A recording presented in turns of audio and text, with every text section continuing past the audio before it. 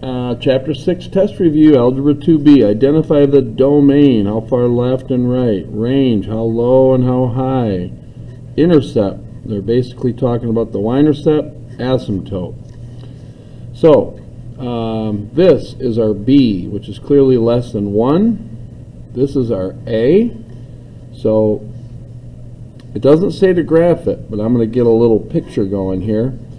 If x is 0, we know that y is 400, because anything to the 0 power is 1. 1 times 400 is 400, so I'll just put a little dot right there, so that's 0, 400.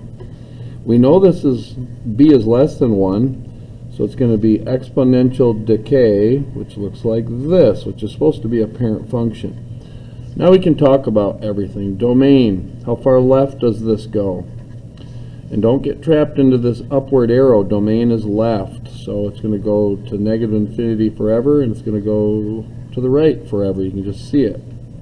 Range, always start with how low it goes. Tries to get to this line here, 0, and then it goes up to infinity forever. The intercept is my letter A, so my y-intercept, staring right at us, 0, 400. Asymptote, that's this guy right here, and so 0, 400 is this.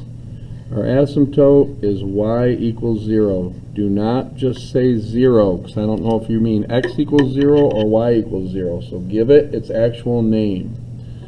This guy, we can see that b is greater than 1. We can see that our intercept is 2. So if b is greater than 1, and our intercept is 2, that means it's exponential growth, like so. And so here we go, domain. Same thing as this. It goes left forever, goes right forever. How about the range? Same thing. How about the y-intercept? Well, my y-intercept is always my A. So y-intercept is 0, 2. And then the asymptote, once again, is y equals 0. Let's go on to this one. Find the average rate of change. Remember, that means slope. So we're going to use the slope formula, y2 minus y1, x2 minus x1, but we got to have 2 points. Over the interval 1, 3. So that means x can equal 1. So I'm going to make one of these little guys. And x can equal 3. Remember, it's talking interval talk. So I'm going to let x be 1, and I'm going to let x be 3. Give me a second, because as you can see, we don't have the equation. But we can kind of figure it out by looking at a few things.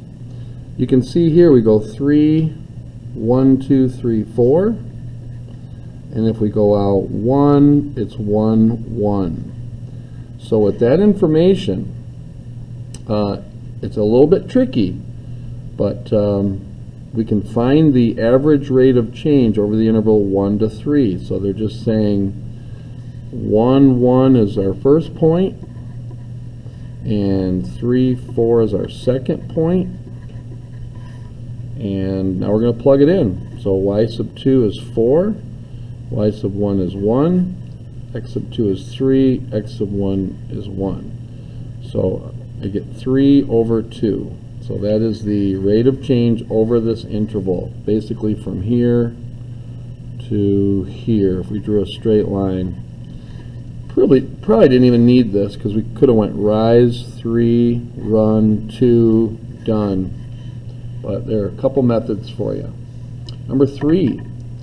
Says the function has been transformed into the parent from the parent function y equals 3x. Now don't forget, there's an invisible 1 there.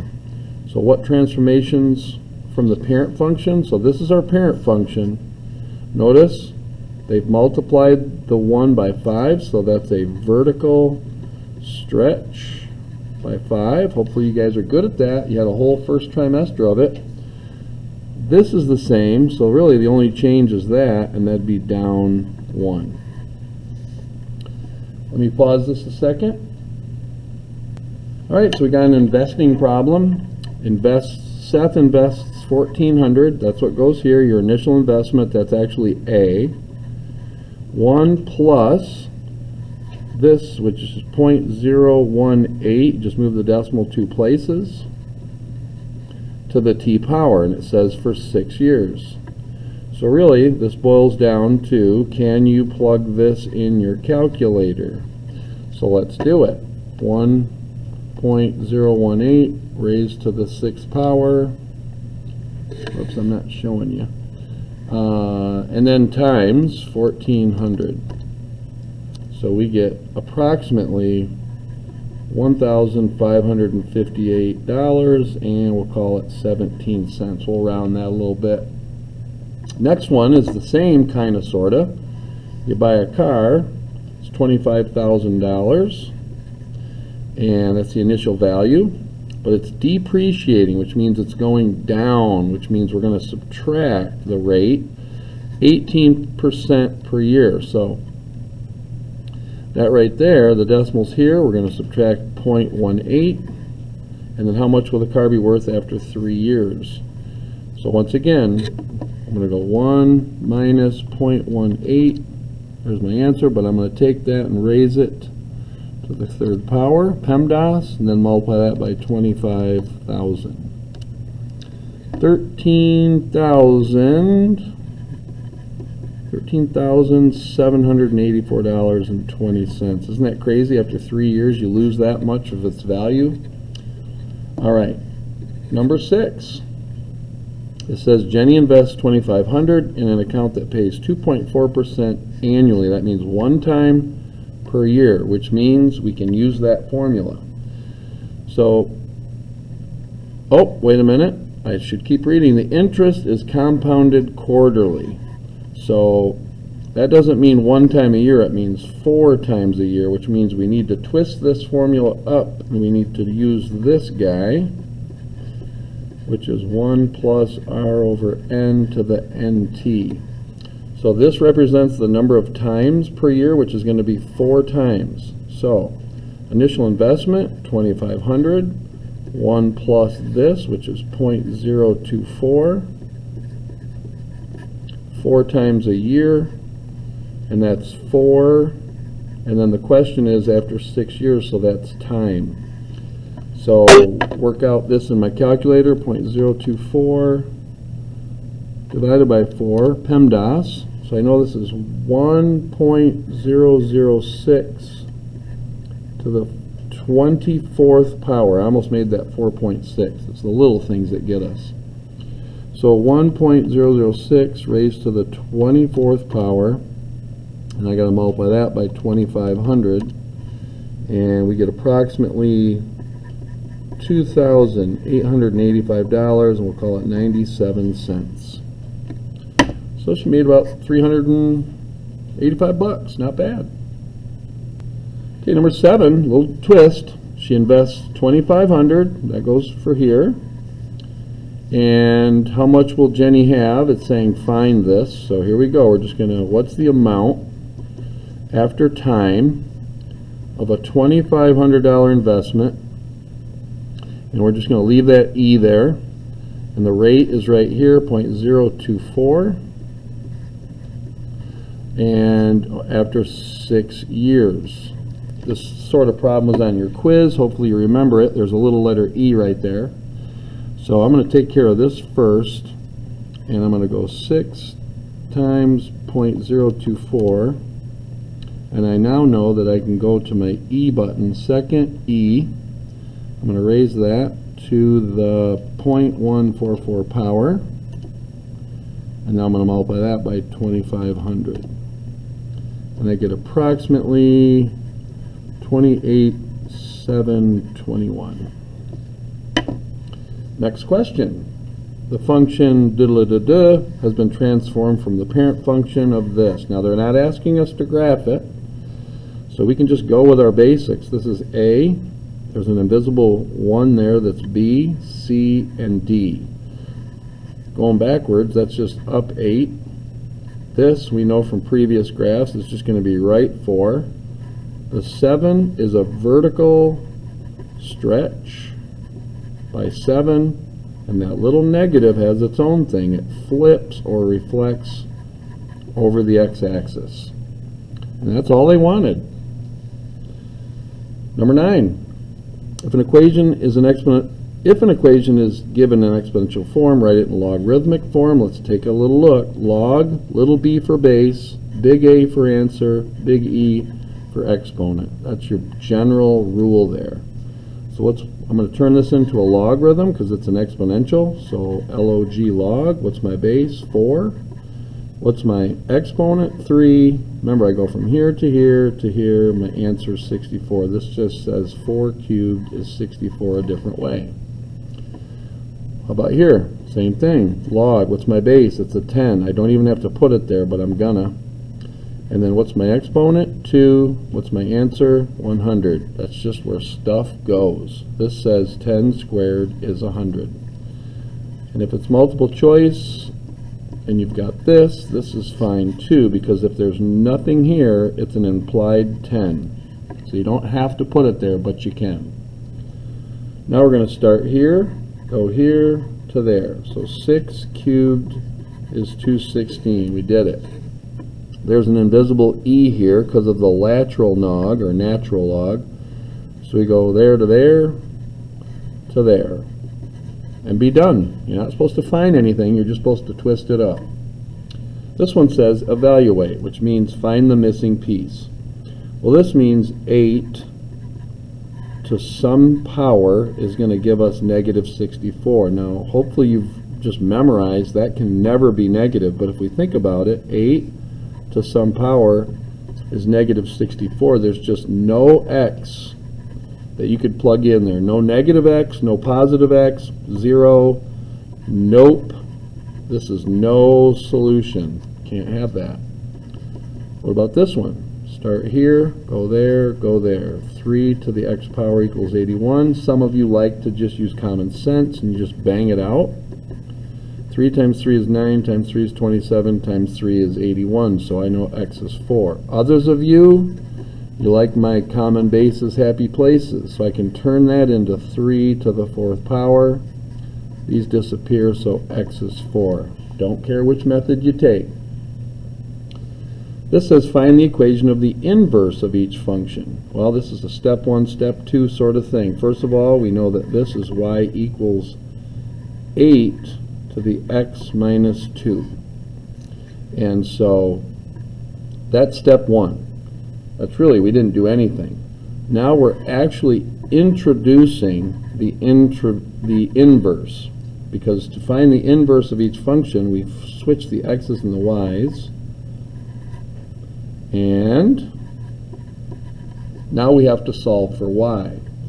So the only way we can get this down is to take a log of this side, take a log of that side. Now we can bring that power in front. So we get y minus 2 times log of 8 equals log of x. This gets kind of crazy. So what I'm going to do is I'm going to take my calculator, I'm going to figure out what log of 8 is, because I can. Instead of dragging it along in that form, I'm going to take log of 8, which is 0.9. We're just going to call it 0.9. So log of x equals y minus 2 times 0.9. So I'm going to distribute this, bring my work up here. Log of x equals 0.9y minus 1.8. Now I'm trying to solve for y.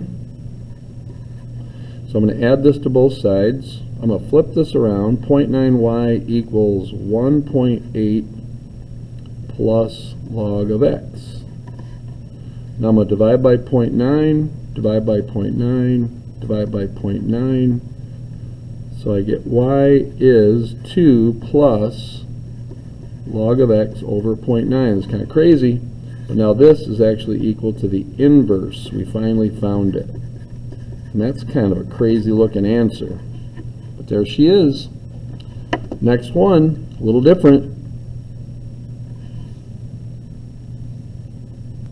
Okay guys, so I might owe you an apology, but this is y equals 8 to the x minus 2. I'm pretty sure this is the way the math book has taught it. If we just kind of use what we learned up here to get started instead of what I showed you, I think you're going to have a better time. This is my base. So that would be log of 8. And my answer is y. You know what? I'm going to stick. Hold on. I'm winging this. I think you guys can tell.